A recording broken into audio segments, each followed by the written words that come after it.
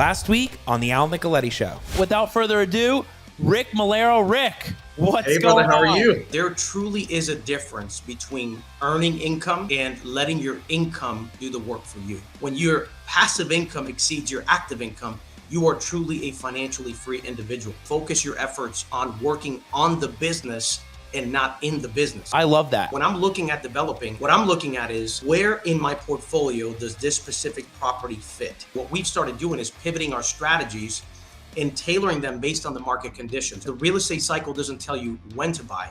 It shows you how to buy within each stage of the cycle. That's a great takeaway from it. The way I look at real estate investment in today's uncertain market is that I don't want to be caught building a bunch of homes for $500,000 or $600,000. And then when financing has issues, which we've seen, then I'm stuck holding the bag on a $500,000 house. We started negotiating with a local Porsche dealership that gave us the local approval to do a partnership based on the specs of quality workmanship, which is what we're building, this beautiful luxury home. And we've included a Porsche vehicle in it so that now we have the Porsche Villa. That's really interesting. So really taking that luxury item that everybody can identify and connecting it with the house to show that this is luxury too. People are gonna rent it just for the fact that they can take pictures and say, I stayed in the Porsche Villa. We now have a product that is completely unique. It is tied to direct luxury and we're able to capitalize. It's about becoming a student of the market so that you can position yourself to win. An inheritance is what you leave your kids when you're gone. A legacy is what you leave in people that lives on. Thanks for coming on, spending time with me on the show. Thanks so much for having me. What a blessing and honor for sure.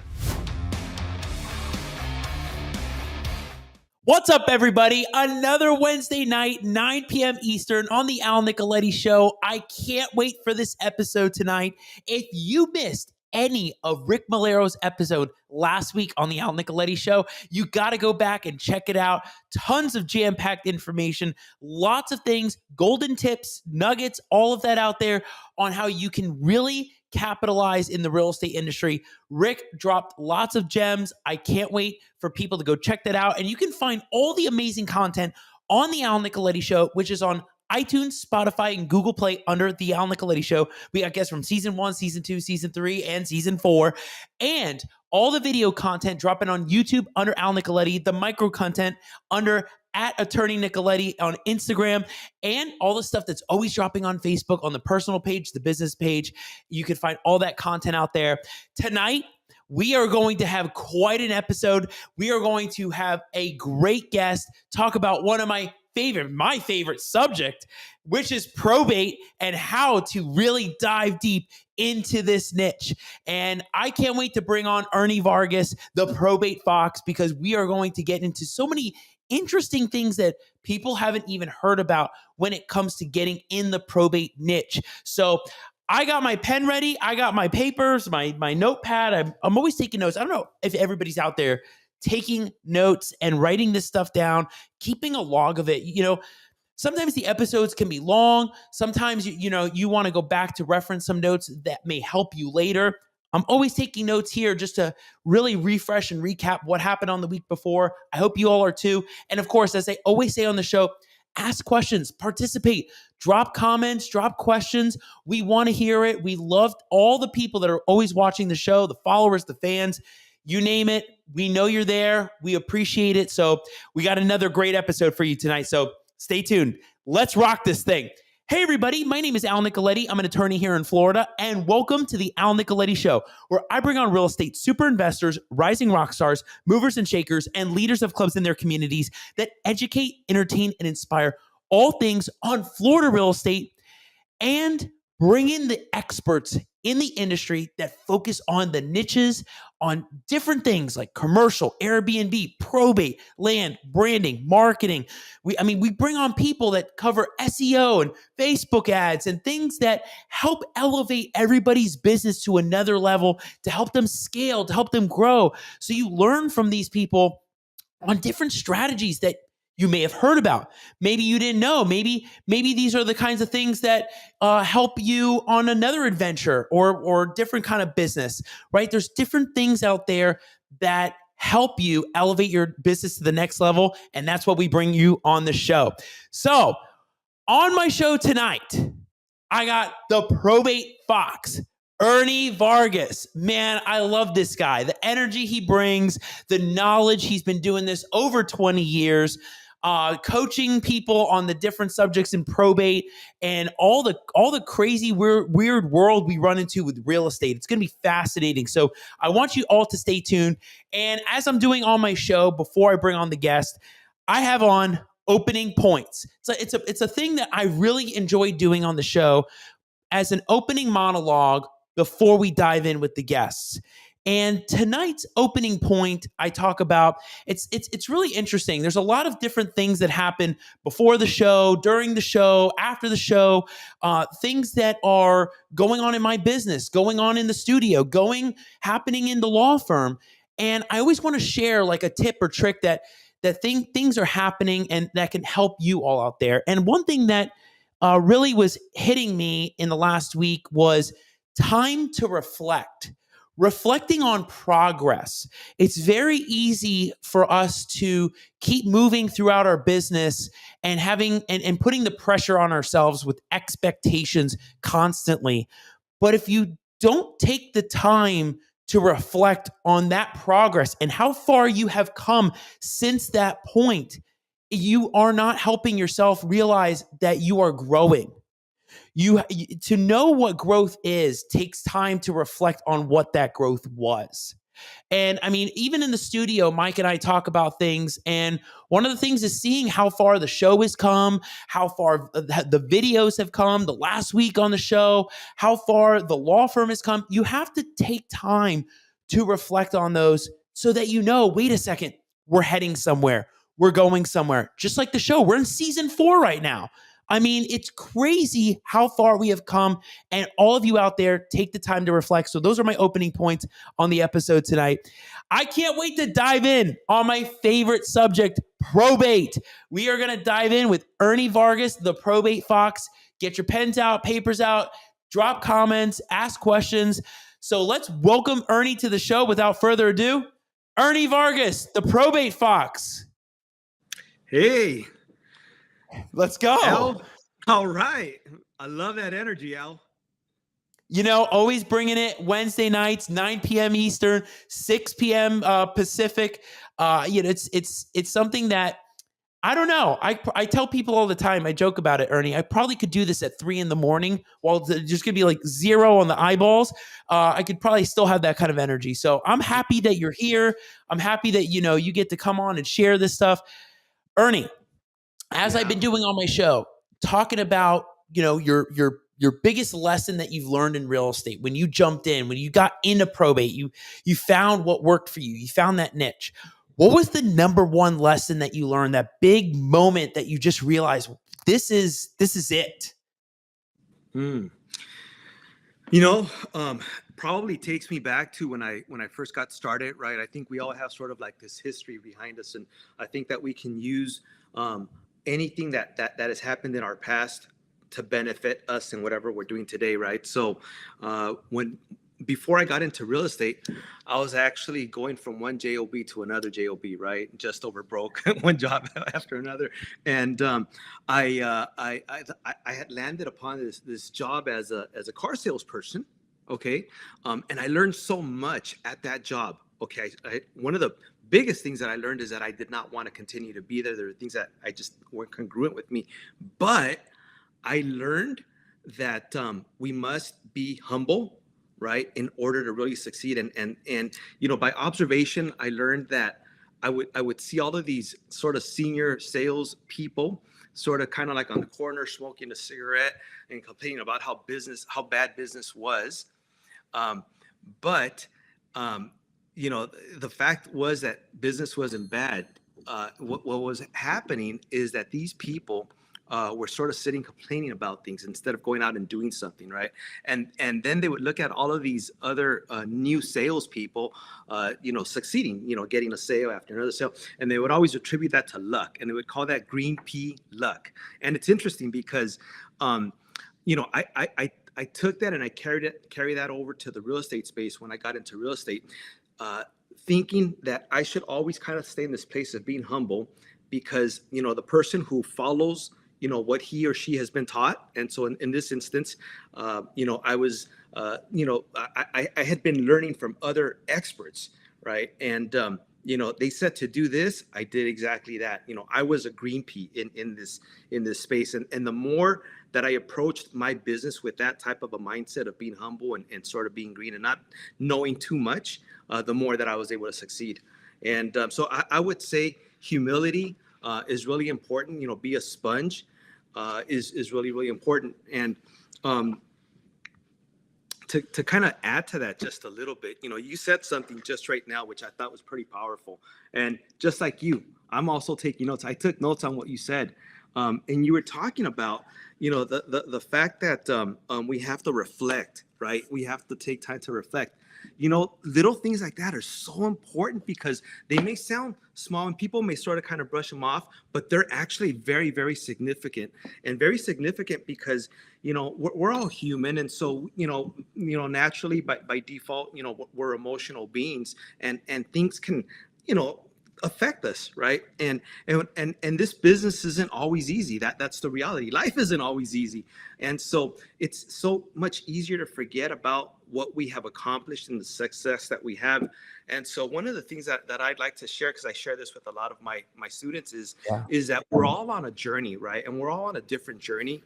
Oftentimes, we sort of compare ourselves to other people. And when we see people sort of elevating to a certain level of success, we can feel a little down, right? Like maybe we feel that we're not living to the, level that we should be, or, the mindset, these ideas start to kind of come into our head. And it's really important that we watch that, right? That we pay attention to that and not allow that self-negative talk to penetrate through our mind, because that will play out in how we, how we feel, what will play out in how we, exhibit that on the outside, right? How we act, and therefore that can have a negative effect. So we're all on a different journey.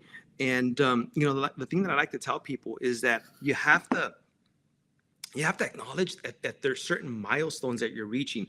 I think that oftentimes in the real estate community, we have like these end goals. It's like, especially if it's like, let's say a newer person might say something like, I want to get that deal, or, I want to be able to make this much money. And maybe that's like kind of like that end goal.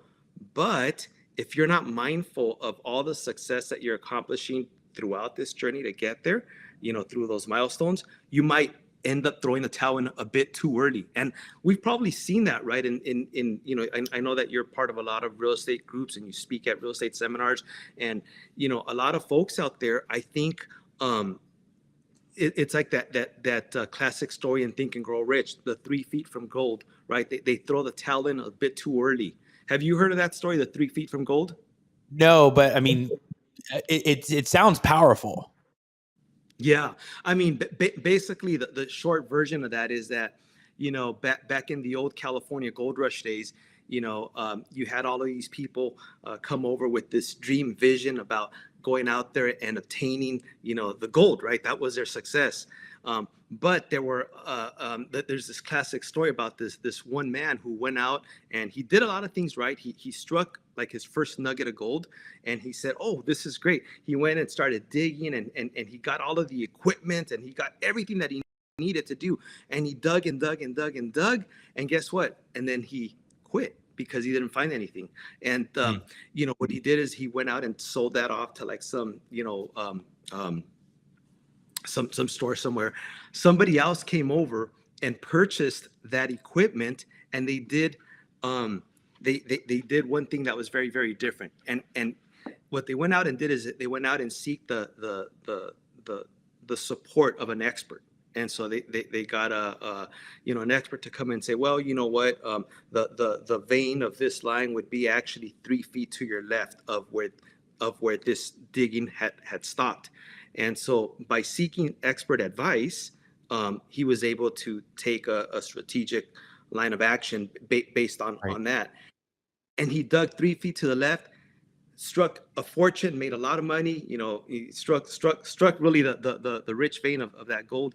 And the moral to the story is that I think that happens oftentimes, is that people don't realize milestones that they're reaching, right? That they're hitting along the line, and they check out 3 feet from gold, right? Like just when they could get that gold, but they check out a bit too early. And the moral of the story is that, one, seek expert advice. And two, don't give up. Acknowledge exactly what you said. You hit that nail right on the head, right? Reflect on those successes that you're having, acknowledge them, internalize them, celebrate them, and you'll see that you're on the right track. So anyways, thank you for sharing that, Al. That was that right in line there.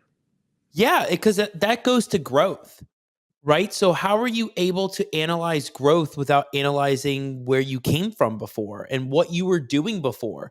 And I feel like I keep going back once in a while, like when we're setting up the studio and maybe something happens, I go back to Steve Rosenberg's episode about like, something goes down, like you stay steady, you stay strong. I mean, that's like leadership. Those are qualities that you learn as you go through moments, that it's not a scramble session.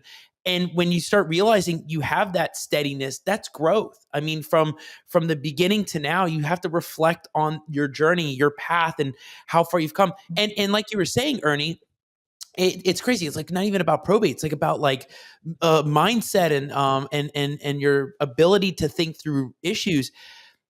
A lot of people on the outside may look at your success and go, "Oh my gosh, it's amazing." And to you internally, you're like, "I got so many areas to improve." And when you focus internally on that, I got so many areas to improve without reflecting on the growth, it's only holding you back. So I feel like it's almost like a quarterly thing that seems to happen about the growth. It doesn't happen week by week every day, but it's definitely a journey of its own to go through. Yeah. Yeah. It's crazy. Well said. Yeah. So Ernie, let's dive in. We're here for, as I always say on my videos, probate, our favorite subject. I mean, it's amazing that we get to meet in the family mastermind. You're the probate fox. You're helping investors all over the country.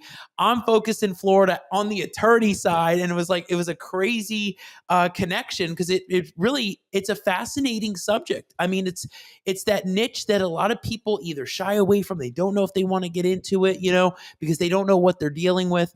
But you and I were like, let's talk about it all day. So let's dive into that, right? So let's talk about probate deals and getting into the real expectation of getting into these deals. Like, it's one thing to keep talking about, we can get this, we can do this, we can do this, but let's get down to the realistically, this is what it looks like. What are those realistic expectations?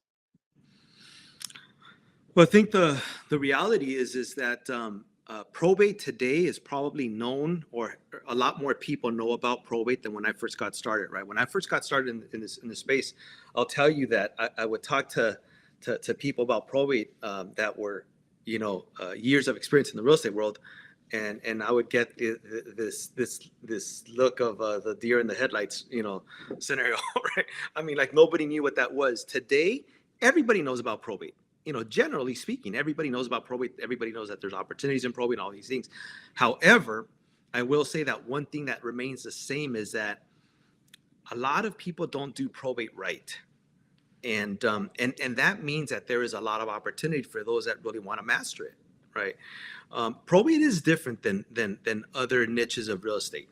And you have to kind of stop and think about why that is, right? I think that every niche in the real estate space is full of opportunities. I wouldn't say that there's necessarily one that's better than the other. It's really whatever one commits oneself to do, right? And to do it well and to master it. But probate has its differences. I would say that what's especially different is that you're dealing with an audience of people who have a certain level of challenges and problems, both emotionally and also physically, right? The emotional side of that is that, yeah, I mean, people have experienced the loss of a loved one.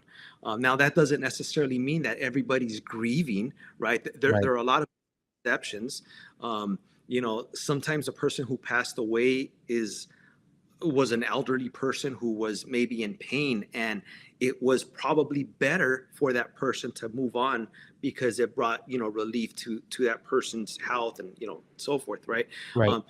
And oftentimes people that are of an elderly age have lived a full entire life. So the family is at a different place emotionally. So there are though instances where somebody is still grieving, and sure, we have to be aware of these things and conscious of that. And so how we communicate with these people is different in the sense that I believe in my experience that the best way to communicate with these folks who have inherited real estate is to really approach it from the perspective of how can I help you? How can I be of service? And that's important. That really, really is important because I think it sort of removes a lot of the pressure off of you, right? I always tell people that we're not in the business of doing this. I don't know if you can see this. What is this? This is Of course. arm wrestling. Yeah, you're good. Arm wrestling, right? We're not in the business of winning, right? Like I'm gonna win you over to do what I want, or right. That's not the game here. The truth is that we should be in business to help people obtain whatever will serve them best. And I know that as an attorney, you do that. Yep. And as people that are in real estate, they need to within the probate space, they need to think a little bit different. It's been my experience that the best way to serve somebody who's inherited real estate is by really digging deep and finding out what pain points they are experiencing, what's going on, right? So there are a lot of things that happen when somebody inherits a house, so many different variations of challenges. Right out the gate, we know that there's expenses that need to be met, that there's financial Absolutely. expenses. I mean, and it's a Yeah, they reality. owe money on the house. There's back taxes. There's somebody's looking for. There's debt creditors, all that kind of stuff. Yeah, and would you say that the majority of the American households, the households in America, have a stash of cash just kind of laying around to pay these things off? No, absolutely not. It's the opposite, right? So, so taking that into consideration, that financial problems bring anxiety. They bring high levels of stress. So then we need to understand that the state of mind that these people are in, right? And so how you approach these conversations should be done in a very gentle way. And it's not the same across for everybody, but it is something that you want to take into consideration. Yeah. Ernie, that goes into a lot of like have the conversations that you have with these heirs, like the mindset behind knowing who that person is, what they're going through. Like you're saying, who was talking about active listening? Was it Mark Monroe or yeah, it was Mark. Mark Monroe talked about like when you're talking to these sellers, you have to be actively listening to what their pain points are, like what's going on. Like the more they talk, the more they'll tell you, right? So you're kind of going there, which is like, what are these specific kind of conversations that you're having with the heirs or the whoever's going through probate, and like knowing or trying to learn about who that person is on the other side of the phone or email or text. Right. Right. Yeah, very, very much. And so I really like to kind of use that analogy of the doctor, right? When you go to the doctor, you don't say, "Hey, doc, I've got a pain here on my left shoulder," and immediately he or she prescribes this medication and says, "Here you go." Right? You'd probably run out the door if that happened, right? There has to be a little bit of diagnosis. There has to be some questions that have to be asked. It's the same for us, right? So oftentimes a real estate investor says what to their prospect? "Hey, I'll pay for your house all cash and I'll close in whatever many days, 14 days, 30 days." All that is good and dandy. However, do you really know what that seller wants and needs? Yes, overall, they would like to sell this house, sure. But do you really understand what they are going through? And the only way that you're going to understand that is if you ask questions. So you must sort of kind of put that doc hat on and say, I have to do a diagnosis. I have to really understand the things that you're going through. And how do we do that? By asking a lot of questions, mostly asking questions and mostly letting that person talk and share and open, and mostly staying quiet, right? And listening and taking copious notes, right? Taking copious notes of what they are telling you. Because if you're listening, they will tell you exactly what they need and how you can help them. And so an example is like, say, for example, I've had people tell me things like, Um, do you want me to give you a case study? Yeah, no, we want case studies. We love stories, case studies. Anybody that's gonna have any value behind this, you got it. Go for it. Okay, so a case study. I had a seller who basically had inherited real estate in Southern California. Okay, in Los Angeles, in my backyard, and she had a challenge where she resided in Arizona. And so she was an elderly woman. She didn't really want to travel out to California, but she said, I can make it out there once. I can go out there one time. And but the challenge that I'm faced with is that I don't really have a means of transportation. I mean, like you and I can think of 1,000 easy ways for her to be transported, but a means of a transportation to get from the airport to the house and back to, so I'm sort of stuck. I don't know when I can go out there and how I can go about this. So, in listening to her and really trying to understand that she was a little reluctant in terms of trust with strangers and the challenge that she was facing, I came up with the solution. I said, how about if we go out there and I have you pick you up from the airport and drive you to the house. I'll let you sort through that property, and then I'll take you back to the airport all in the same day. I mean, it's a pretty simple solution in my mind that I was able to formulate. But for her, that was kind of like, wow, oh my goodness, Ernie, that would be ideal. Oh, wow. It wasn't that big of a deal, but to her, it was a big solution to the problem that she was facing, right? And so I was able to do that. And in turn, I was able to purchase that property and, happy all the way around. She's happy, I'm happy.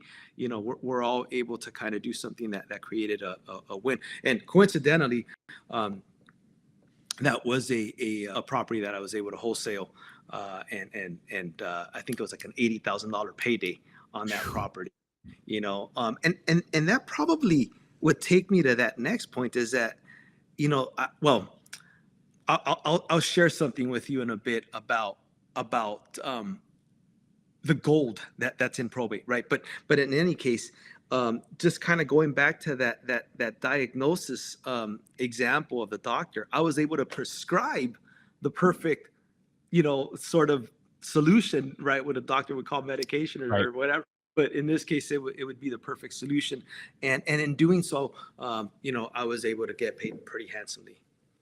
Yeah, you kind of talked about this and you touched on this. I can't remember when. It's like the probate concierge, Mm. right? This is the probate concierge story of you're not just there as I'm an investor, I'm buying, I'm realtor, I'm listing, or any other party. You are providing, you are learning how to treat the situation as more of a white glove service, as more of a, well, wait a second, we can make this more on a deeper personal relationship level where we're helping somebody by accomplishing something they wouldn't be able to do without the help. And in turn, you're building that connection together. Maybe the deal happens, maybe the deal doesn't, but the hope is that everybody comes out as a win-win-win. Walk us through like that probate concierge lifestyle, that personal connection thing. Yeah, so I call it, yeah, you're exactly right. I call it the probate concierge because it's really about kind of bringing out the red carpet, rolling out the red carpet for people. The approach is different than a standard let me buy a house and profit from you sort of a scenario, right? Or even if there's a real estate agent that just wants to list the house. I mean, at the end of the day, it's about really identifying these needs that these people have and sort of building this whole solution around that. I was talking about the arm wrestling thing, right? What I've always taught is that there are some people that will want to sell to you directly as an end buyer, but there are some people that will not. And as it pertains specifically to yours and mine's favorite niche of probate, that means that we must be able to think differently. We have to think outside of the traditional box that we think that we are in, right? So you're not just a buyer, you're really a problem solver. the probate concierge is all about what do they need and how can I resolve that. If somebody really has their mindset on trying to sell a house for the highest price possible, then what's that called? That's a listing, right? That is Right. absolutely, so why would I try to convince them to do otherwise? Why not just work with what they want and be able to give them and deliver that? And that's exactly what we do. And so, some investors have licenses, some do not. Either way, it doesn't matter.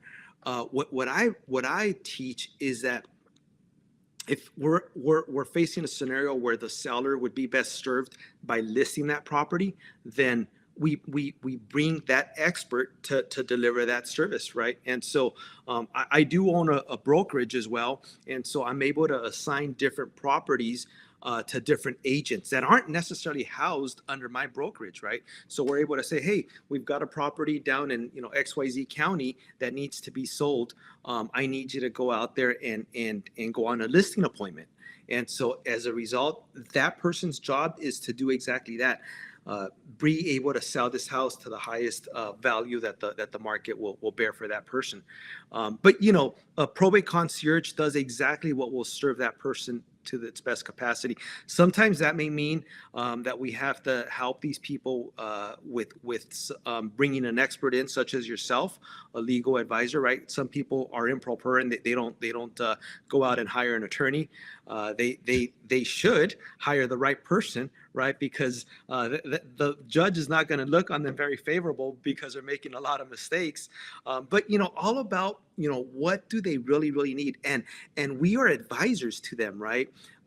We should position ourselves as such, as try to gain as much knowledge in this field as you possibly can. Not as an attorney, we're not trying to take the attorney's role away, because we'll never make that happen, right? I mean, we've got other experts such as yourself, but we should be we should be real estate experts. That's what we should be, because that I always tell people, it's interesting. A lot of folks out there are sort of intimidated by attorneys, right? And Oh, I I hear get that it. all the time. Yeah, but an attorney deserves their respect, rightfully so. But I tell people, understand the respect that you also deserve as a real estate professional. Now, if you act like a professional, you're going to get treated like a professional, and that's why the probate concierge really works well, because we get a lot of praise from the legal community because of the things that we do for their clients.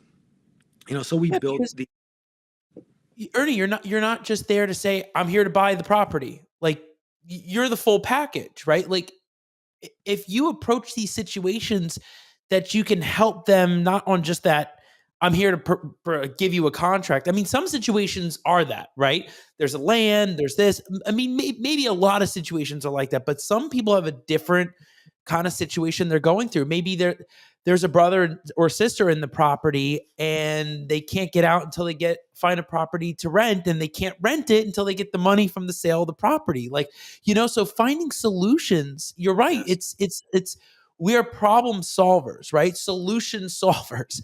At the end of the day, we're trying to provide the solution to the deal and help them overcome it. When I was at Ricardo's event back in June 2022, a lot of people always use the word problem solving, problem and solutions. He called Uh-huh. it challenges. And ever since I was like, it's a challenge because there's a way to overcome it. There's a way to overcome what we got to do. It's a matter of how much is it going to cost? How long is it going to take? What's involved? But the analysis behind it's more of the challenge and just working through those matters, right? So, I mean, I love that you talk about the probate concierge. I was a white glove service approach to these deals that are sensitive and personal. And like you were even saying earlier, sometimes with these probate deals, it's not just the sensitive nature. Sometimes they really need to unload the property. Like they need to sell that property now because the heirs owe other people money and the property's been sitting there for 10, 15 years, right? Like you see those. Right. Absolutely. Yeah. I mean, I would say that the majority of times, if we were to, I did some studies on these properties, right? If I look at these properties, I would say that the majority of them, the higher percentage of these properties will be sold. Without question, they will be sold. You know, whether they will be listed or whether they will be sold to an end buyer is, you know, different variations of that, but they will mostly be sold.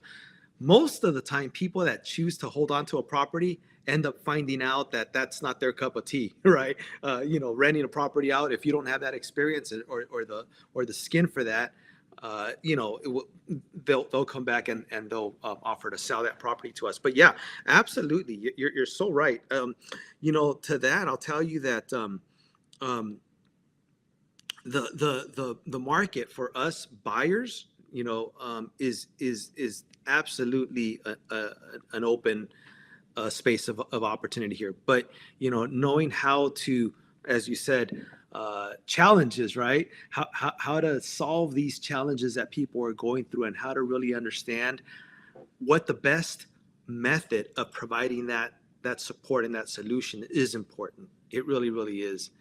And you know, you'll have people that have properties that are out of the state, properties that are vacant parcels, and probate. I mean, you'll have you know, you'll have all sort of mixes in here, but the problems are consistent. And you know, I know you're in Florida, and Florida's a big retirement, you know, state, and so there is plenty of probate going around there.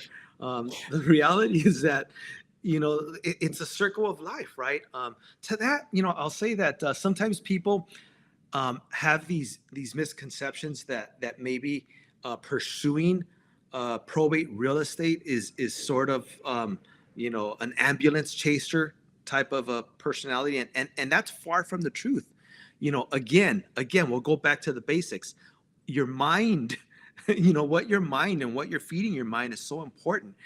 You're not an ambulance chaser. You're a service provider. People have got problems here. So I was just in England. How was that?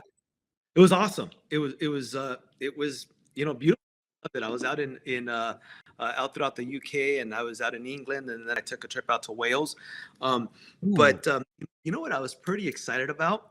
I was actually pretty excited to kind of go look at some of the probate records, you know, because you know, well, our probate law is based off of the Old English law, right? You know, and you know, that's where it all started, right? And so you know, I always kind of tell people that these stories. I love stories, right?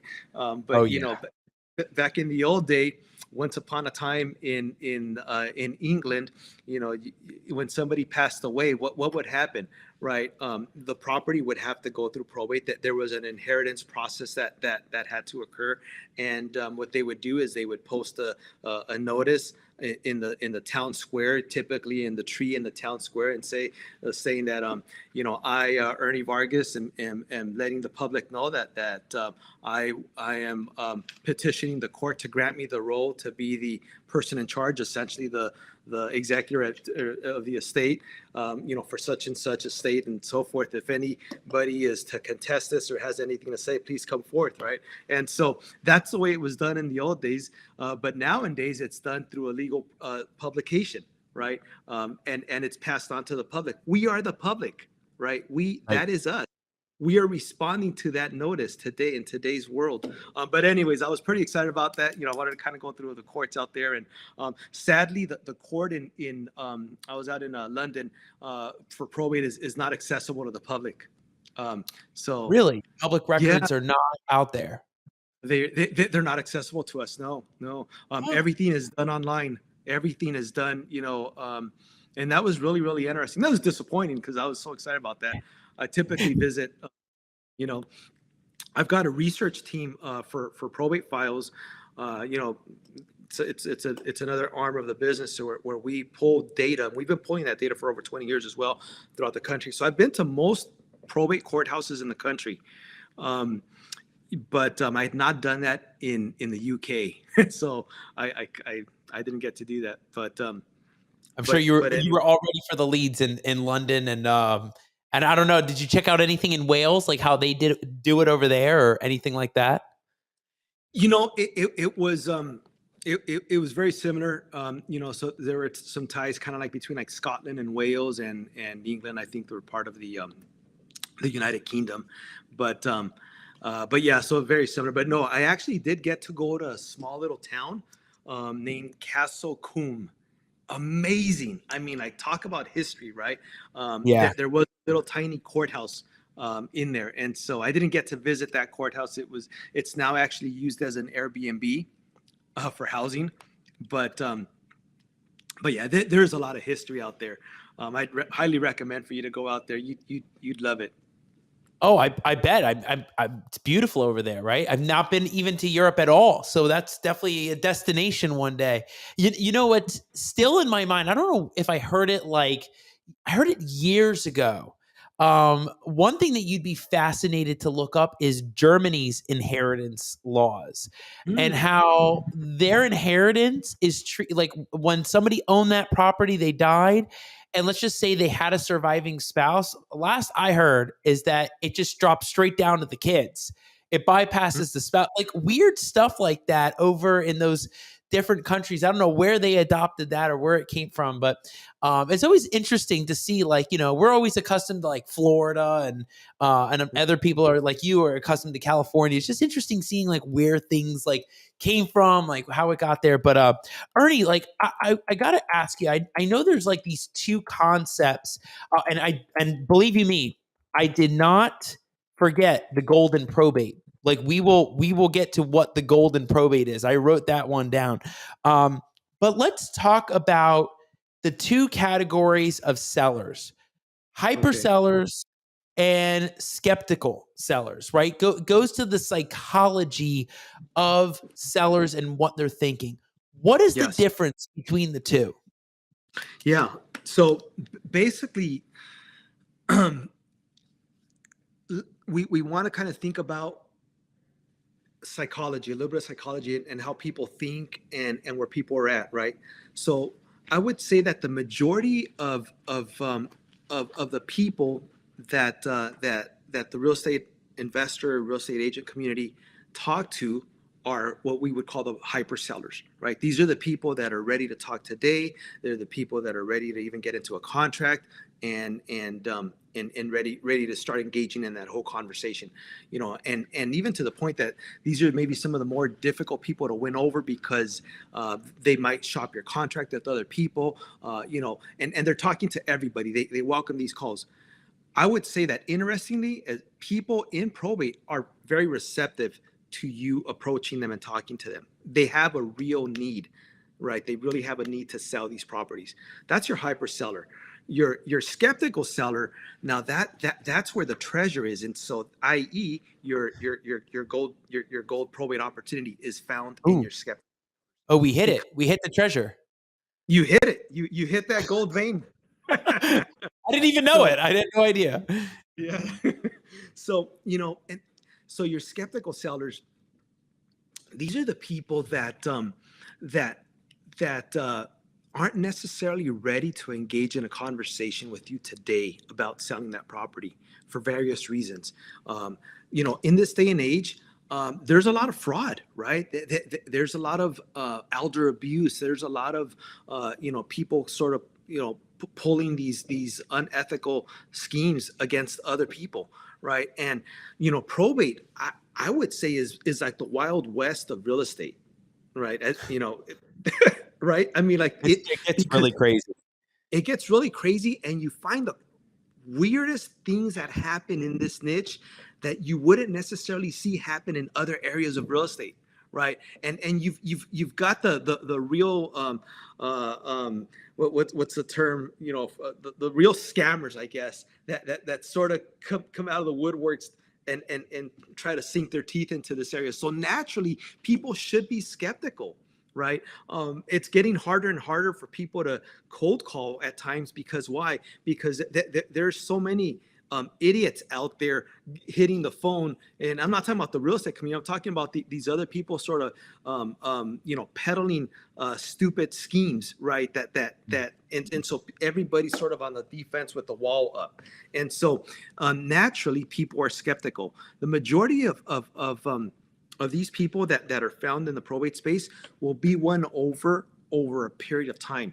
See, when a probate is filed and that legal proceeding begins, I think that's when everybody sort of jumps in and starts sending their letters, making their calls, and prospecting.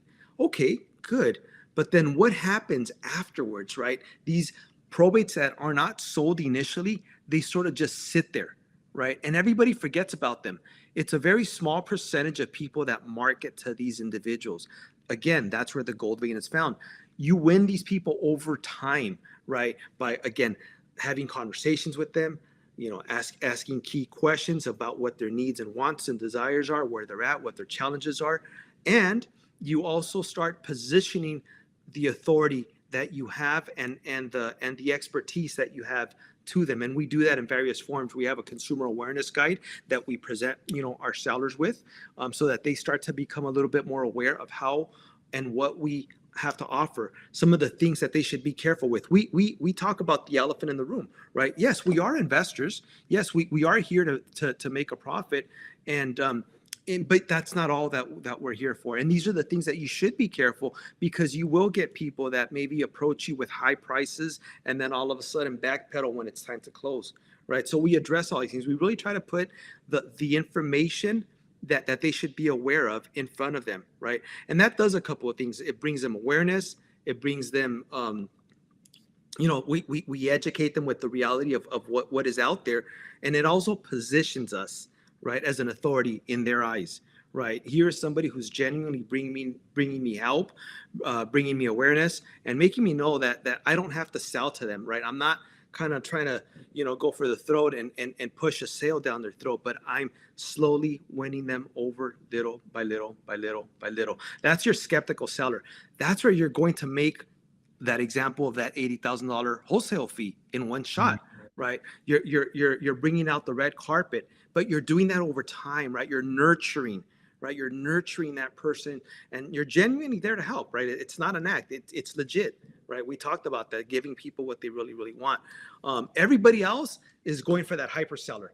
Do you want to talk to me right now? Do you want to sell? Do you not? Boom. If not, I move on. And so you're going to lose. You're going to really lose hitting that gold vein if you don't focus on your skeptical sellers. How do you address that skeptical mindset that person has? Well, we have to, be conscious that these are the things that they're thinking, and how do we help them get past that? And so it's kind of like that 80-20 rule, right? I would say that 80-20 would play out right here.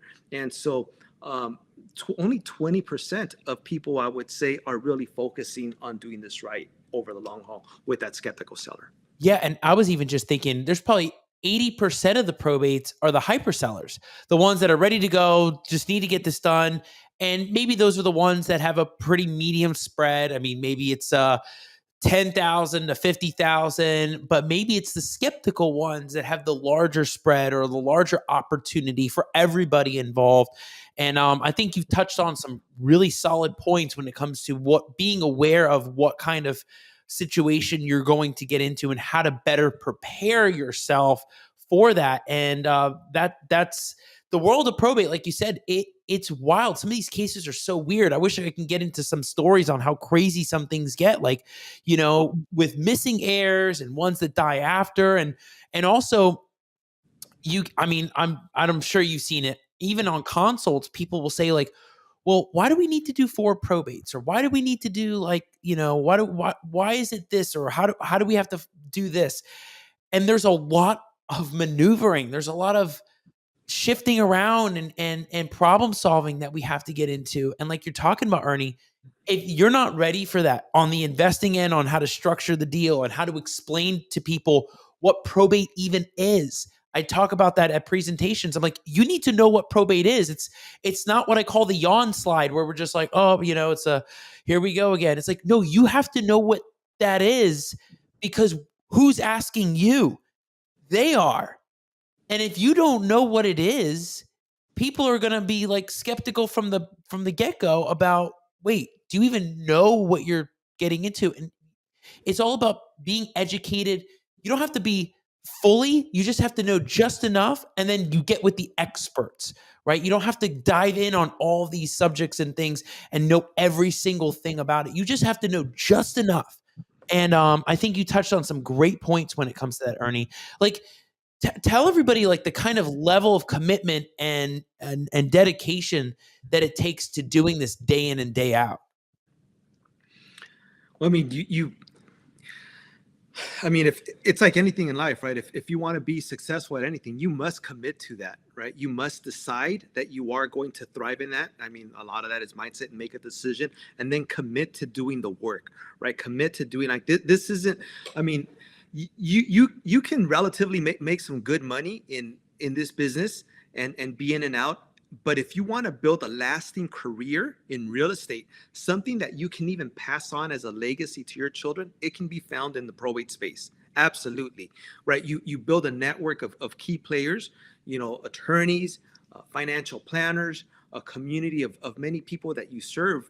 And you'll find yourself that you sort of start stacking that reputation and the opportunities that are generated to you. So it really does. To really have that level of success, it takes a level of commitment for you to do this, really, as a business, right? So there's that saying that if you treat your business like a hobby, it will cost you like a hobby, and if you treat your business like a business, it will pay you like a business. The choice is yours. The choice is yours. Well said.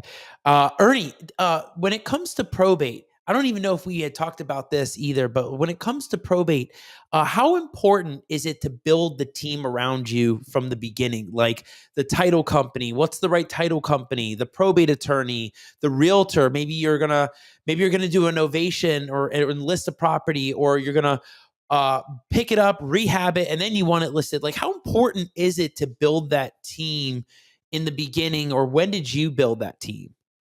Yeah, I don't think that you need to have all of your ducks lined up, right, before launching. I mean, like, I think that imperfect action is better than no action. We can become paralyzed by trying to do everything and feel that we have to have it all right before going. You've got to have a couple of basics, right? Understand the business that you're in and what you're doing. And more than likely, a lot of your listeners already are there, because they've been part of the show. I'm sure that they've been around, the right people. But aside from that, you want to start documenting who should be on your team. Yes, you should have a real estate agent on your team. More than one is preferable. You should have access to good comps, right? Good comp services and sources. The MLS is actually really good. And if you're not a licensed agent, that's fine. You can get direct access to that as well. You should have attorneys, attorneys that understand this business. I mean, for your listeners, they're in a perfect place because they have you. I mean, they have somebody who gets it, who understands the needs of the real estate professional, right? Yeah. And that's important. So, but all of these things will come little by little. It doesn't have to be all done at once, right? And you start building your team from there. I think the most important thing is get out there and start having some communication with your sellers, right? Start talking to them, start understanding what their needs, and then start documenting those needs. Like, okay, I'm seeing this consistent trend that everybody's asking for, this, and they're facing these challenges. Okay, who's the expert in that area? Who do I need to go out and seek? And you'll find that things start to open up for you, right? I'm a big believer that if you decide and you commit to something, have you ever noticed that all of a sudden all these things start coming to you, right? It's like that example of that car, like, you never had a red, Porsche, and all of a sudden you get your red Porsche and you're like, dang, all these other people have got a red Porsche. Well, maybe I'm using too much of maybe a silver Honda, right? Right. But it's interesting. And if I remember a while back, I read this quote, jump and the net will appear, right? Jump and the net will appear. And that, I believe that is a good quote to say for this question that you asked, right? You don't have to have all your ducks in a row. You do want to start thinking about who those teams should be, but then go for it. Start jumping in there and start, building out. I love it. I love that answer. I think that is something that a lot of people don't focus on, which is they want to get all this education. They want to watch every video. They want to find everything out about probate and get all of that knowledge, but they haven't even started yet. Right? And when somebody says like, "What's the best way to get into probate?" I'm like, "Start." Like, get the deal, get the lead list, get with people that have the lead so that you can start working towards it, because you don't know what that situation is even going to be like. You don't even know what is happening until you dive in. Just go for it. And yes, at that point, that's when you start learning, right? That kind of goes back to the beginning of the episode's growth. How do you learn how to grow? You have to start doing these things and getting out of your comfort zone and just trying. And that's the best advice when I give people like that want to start probate. Like, just start. Like, just you don't even know it's a probate.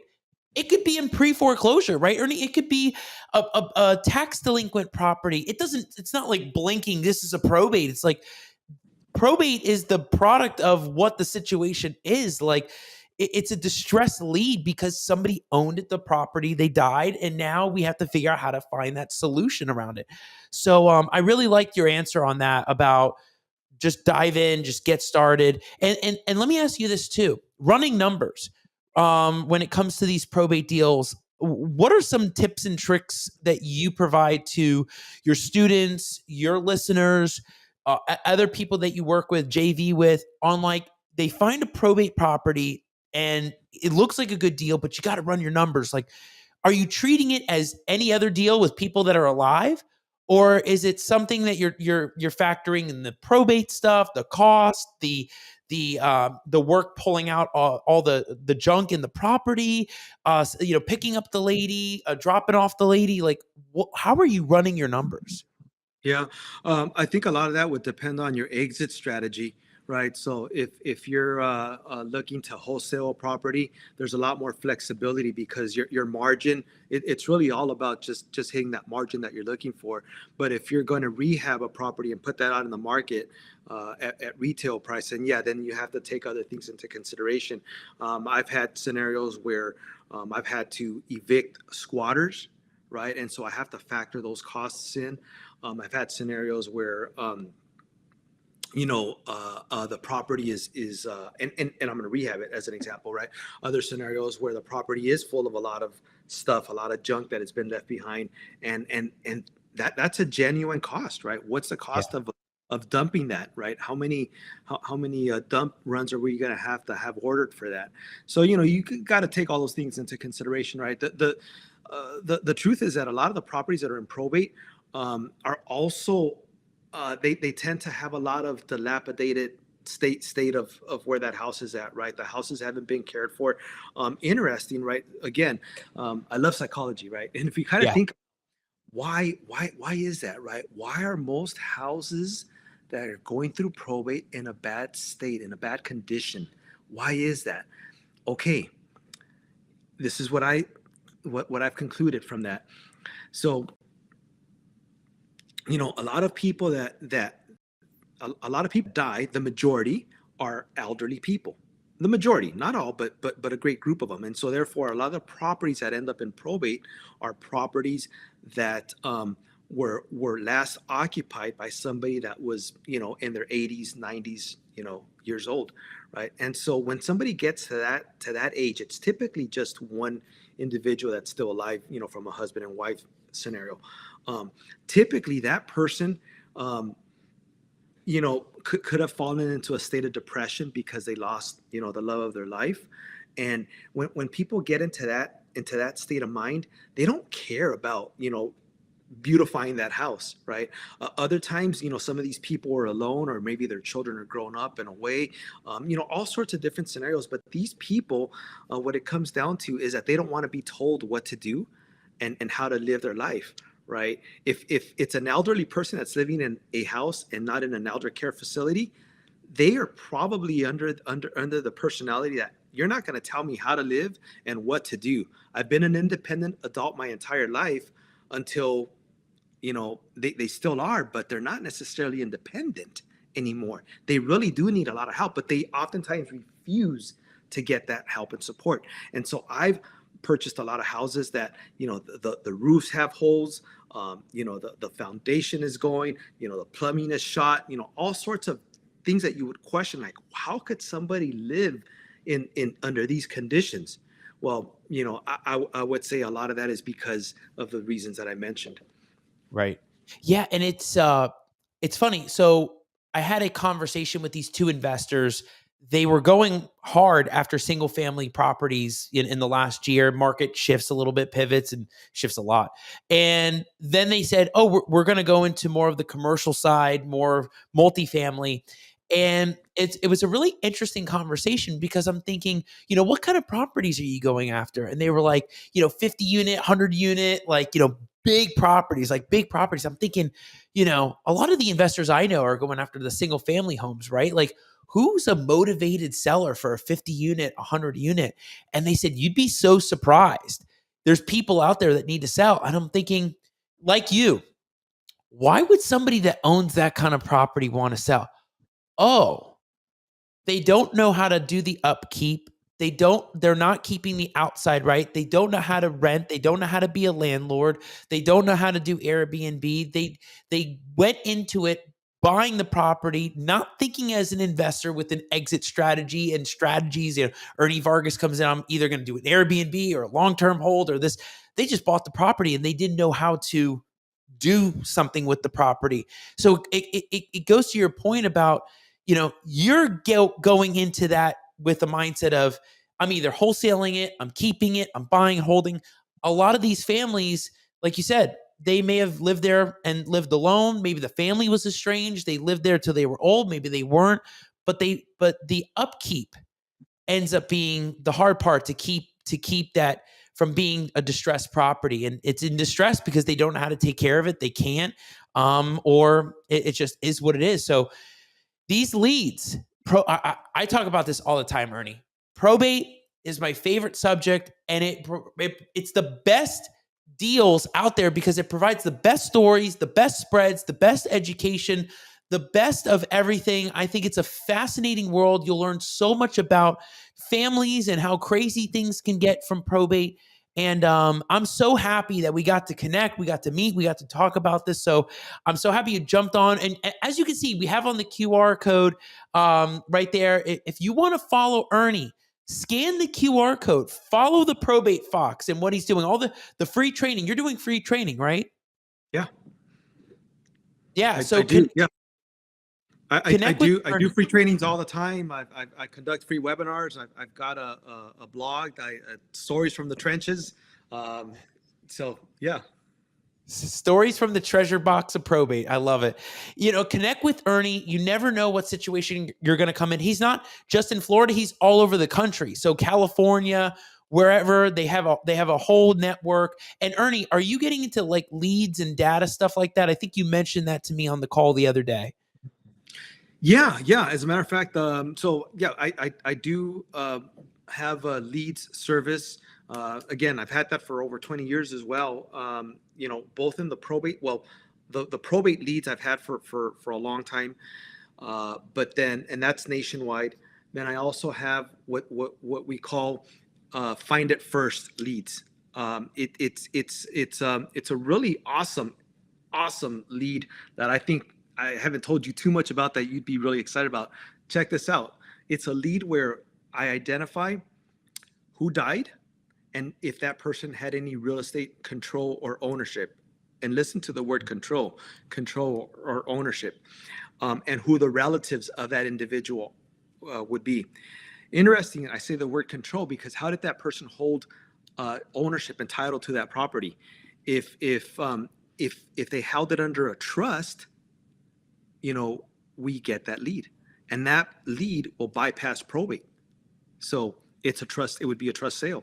If it's a property where it does have to go through probate, then we would call that a pre-probate. If it's a property that was owned, like let's say, you talked about apartment buildings in an LLC or a corporation, right? Then it's according to the corporate instructions of how that property would be sold. What if it was a small value estate? Right? What if it's a property that could sort of fast track the probate process or bypass the probate process?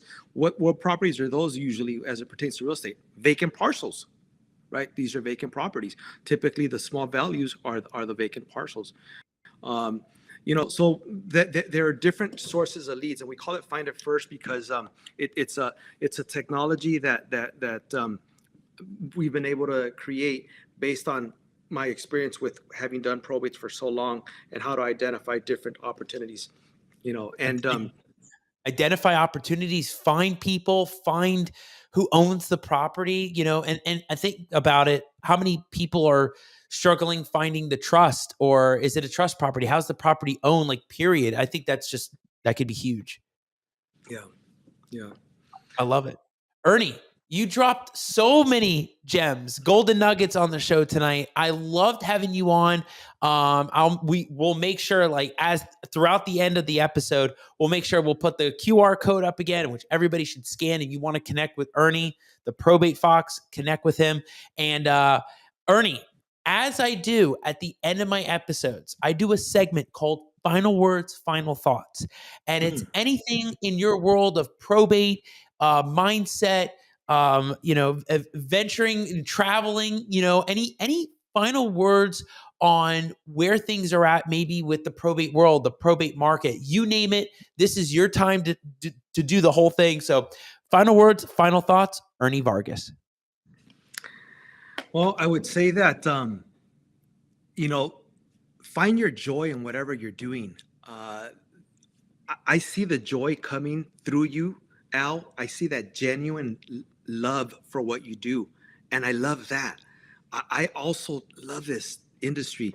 And I think that that's really important, is that people find pleasure and happiness in what they're doing, right? I think money is good and it's important, but if you're only doing this because of the money, you might not find the success that you're looking for, because your primary goal is just in that, right? And I think that it's service. I think the real answer is in service. The Bible says, "He who is first is last, and he who is last is first." Right, and that to me is a very powerful part of Scripture, because it really, I think, talks to how I choose to live my life. Putting other people's needs, right, and what they really, how I can be of service to them is going to be important. And if I continue to live my life that way, I feel that the money part will naturally come. So I love what I do. I genuinely love people. I love talking to them. You have to find where your like is at in this business. For me, it's having open communication with people, hearing their stories about how they grew up and what it was like, growing up in that house, and all of these stories. And I enjoy that. I thoroughly enjoy that. I also thoroughly enjoy that when somebody has a problem, especially a complex problem, I can find some type of a solution to that. It's like, okay, all right, let's see. Oh, okay.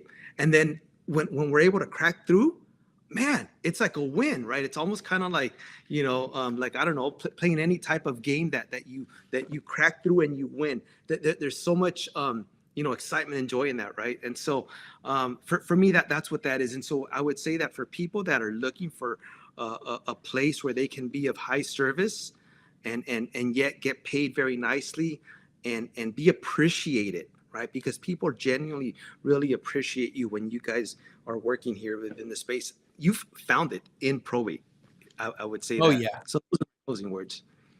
I love it, Ernie. Ernie, huge value. Love the final words, final thoughts. Live life on your terms and find that passion, because you don't know what it is maybe in the beginning, right? A lot of people are always trying to find what it is or what their unique abilities and gifts are. You have it. It's there. It's tapping into it and finding it and then running with it, right? You take that passion. People love that authenticity. And when you're authentic, it really changes the dynamics, and you love what you're doing, find it. It takes time, but I love what you said. It's great. Ernie, thanks so much for being on, man. I mean, again, you're in California It's over here, 10 o'clock at night on the East Coast. It's crazy. It's we're about to all go to bed. So probably some people are already in bed already. Loved having you. Can't wait for more connections at family with you and grabbing dinners and stuff like that. It's gonna be a lot of fun. So Ernie, I'll be seeing you soon, brother. Thanks so much for coming on. Thank you. Thank you for having me. Really, really enjoyed being with you today. Thank you so much. Same. Loved it, man. I'll see you soon. I'll see you soon. Thank you. Love talking about probate. Probate is my favorite subject, and I love when I can bring guests like Ernie Vargas, the probate fox, on the show to talk about unique tips and tricks and strategies and things to really think about when you pick up probate deals or when you even find one, right? So we covered so many things. We especially covering the gold in probate about understanding the different types of sellers out there and the types of realistic expectations that you get into when you come across these probate situations.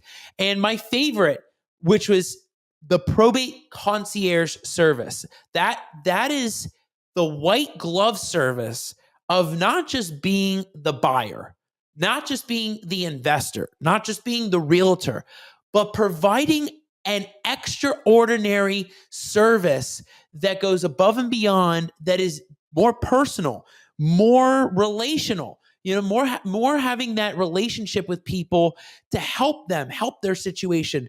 Because like Ernie was talking about, we are the problem solvers, right? A lot of us in the legal world, in the investor world, we're solving issues. A lot of people have a lot of issues when it comes to these properties that are just sitting around. You all know I could go on another 10 minutes talking about all these things in probate and all the crazy issues and stories that come up, but we are here to help solve problems in the industry, and love being able to talk to Ernie about all this. If you missed any of this episode on probate with Ernie Vargas, go back to the beginning, start from the beginning, walk yourself through it. Maybe you're going through a probate deal right now, right? Maybe you're going through something right now that you need a little extra boost, that extra, oh, why didn't I think about that? Ernie brought up a great point about this or that. Go back, watch it from the beginning. Maybe you jumped in and then you had to leave, find it. You can find all the amazing guests like Ernie Vargas on the Al Nicoletti Show, which is on Spotify, iTunes, Google Play. And of course, you can find all the video content on YouTube under Al Nicoletti, Instagram at Attorney Nicoletti. We'll have great micro content with Ernie Vargas on probates, crazy stuff that's constantly dropping. And you can find all the other content on Facebook under Al Nicoletti. And make sure you scan the QR code. We'll put it up one more time for Ernie. But check us out on social. That's Ernie's QR code. Make sure you scan it, follow him there. And then for all the other ways that you can connect with us on social media, we love this. It's the link tree. If you scan it, you'll have all the content on Instagram, Facebook, YouTube. And we love all the listeners, the followers, anybody listening on Spotify, iTunes. Love that you all are downloading and listening on the go. And of course, all the viewers that are always watching the show live. We go live every Wednesday, 9 p.m. Eastern, where you can ask your questions, drop a comment, engage with the audience. This is what we love about the Al Nicoletti Show, where we have amazing guests like you all that are always watching. And we will be live next Wednesday, 9 p.m. Eastern. You don't want to miss it. Another great episode. So I will see you all next week. I feel like I could go on another 3 hours right now. I will see you all next week, Wednesday, 9 p.m. Eastern. Have a great night, everybody. Take care.